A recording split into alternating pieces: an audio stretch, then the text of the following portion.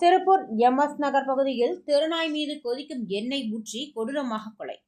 விலங்கு நல ஆர்வலர்கள் நாயின் உடலை பத்திரப்படுத்தி வைத்திருந்த நிலையில் எங்கே உண்மை வெளிவந்து விடுமோ என அஞ்சி இரவோடு இரவாக நாயை கொன்ற நபர்கள் இருவர் மறைந்து வைத்திருந்த நாயின் உடலை திருடி செல்லும் சிசிடிவி காட்சிகள் வெளியாகி அதிர்ச்சி.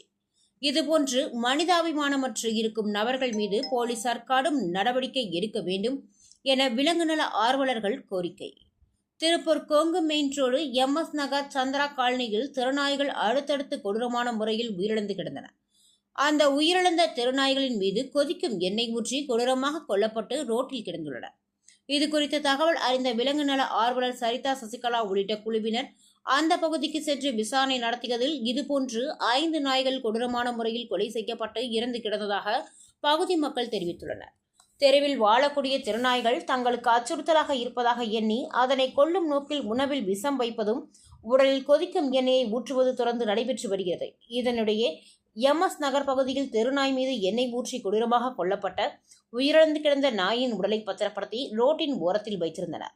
இதனிடையே மறுநாள் இதுகுறித்து விலங்கு நல ஆர்வலர்கள் திருப்பூர் வடக்கு காவல் நிலையத்தில் இந்த கொடூர செயலை செய்த நபர்கள் மீது நடவடிக்கை எடுக்க வேண்டும் என புகார் தெரிவித்துள்ளனர்.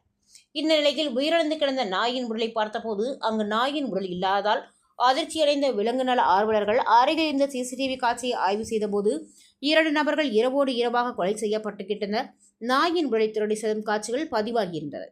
இதுபோன்று கொடூர புத்தி கொண்ட நபர்கள் மீது கடும் நடவடிக்கை எடுக்க வேண்டும் என சமூக ஆர்வலர்கள் கோரிக்கை விடுத்துள்ளனர். திருப்பூரில் கொதிக்கும் எண்ணெயை நாயின் உடல் மீது கொட்டி கொலை செய்த நபர்கள் இதனை இரவோடு இரவாக மறைப்பதற்கு டெம்போ வேனில் எடுத்து செல்லும் சிசிடிவி காட்சிகள் சமூக வலைதளங்களில் வெளியாகி அதிர்ச்சி ஏற்படுத்தியுள்ளது.